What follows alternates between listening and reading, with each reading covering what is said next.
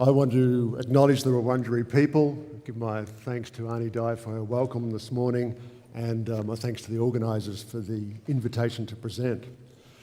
So I'm an academic now, but I was a public servant at one point, and I want to begin with a story from my time in that work.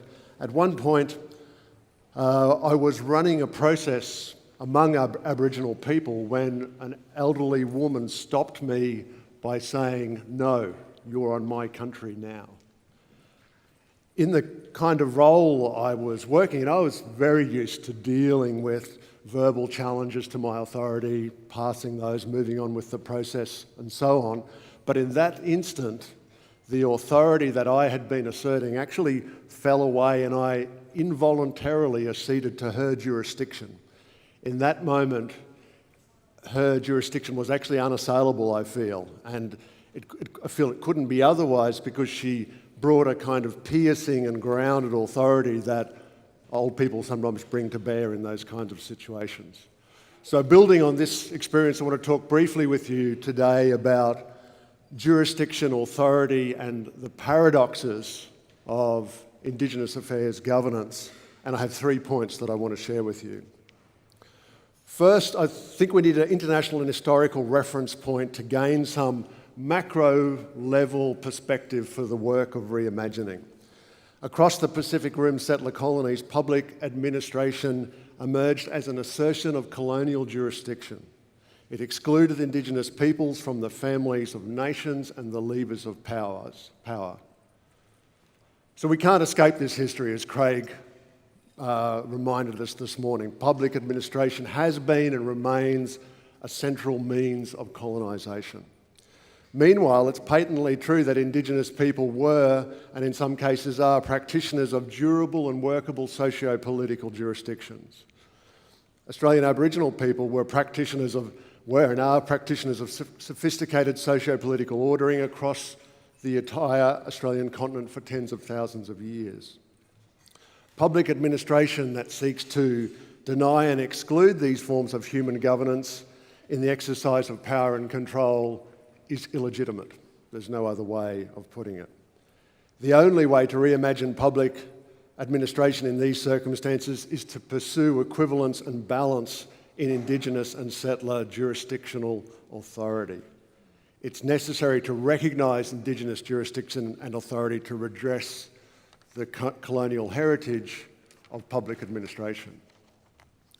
Second, if we turn to public administration at a more operational level, of course we see that contemporary public administration premised on progressive liberal values doesn't exclude and discriminate wholesale. In some respects, it openly embraces difference. But Gerard Sider points out that settler regimes simultaneously and paradoxically create, destroy and incorporate Indigenous people. To see how this works takes the example routine in Indigenous affairs of the use of corporations as the governing structure for Indigenous groups and as a key way in which Indigenous people interact with the state. On one hand, the corporation can be a vehicle for the pursuit of Indigenous aspirations by a group or community, and it can be a very strong expression of Aboriginality. So it can create. Surely it can create.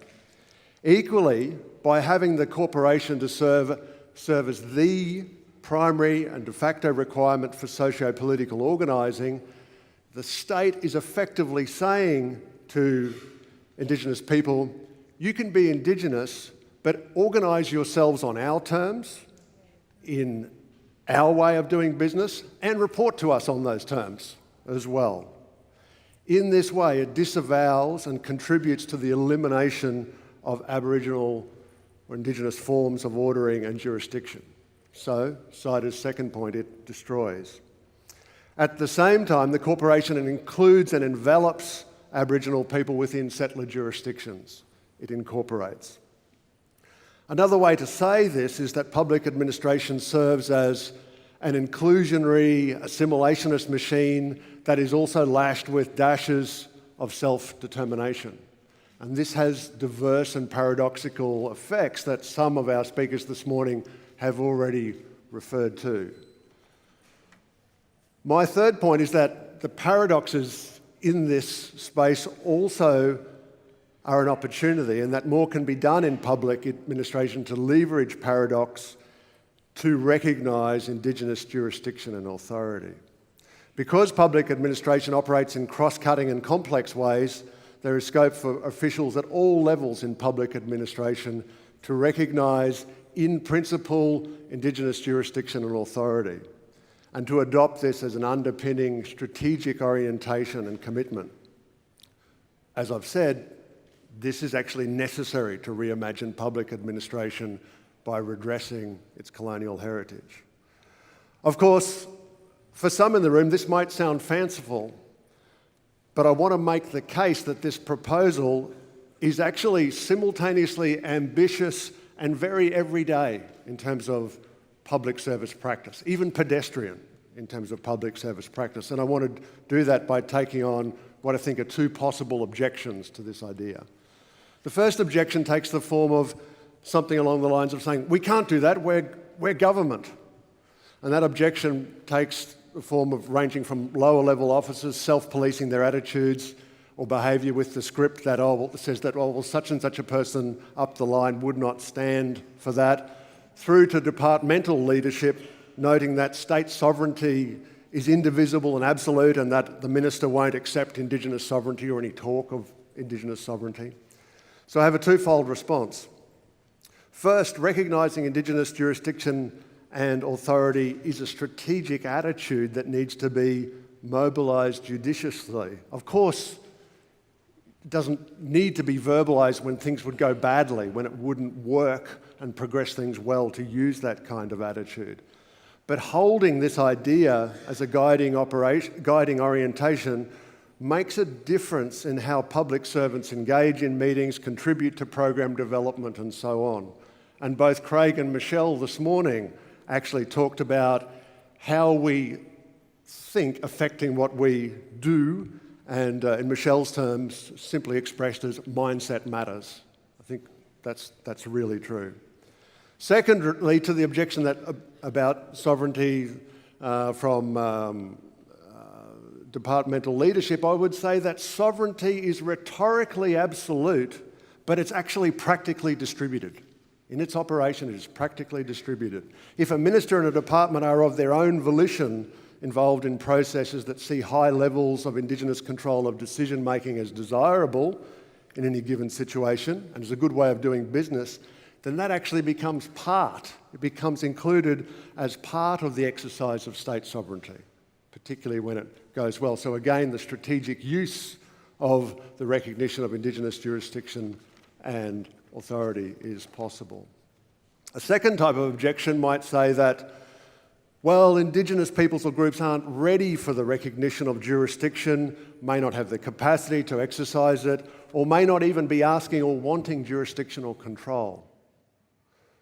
My response to this objection is to say, yes, of course. We all know that the Indigenous organisational governance and organisational landscape is highly variegated.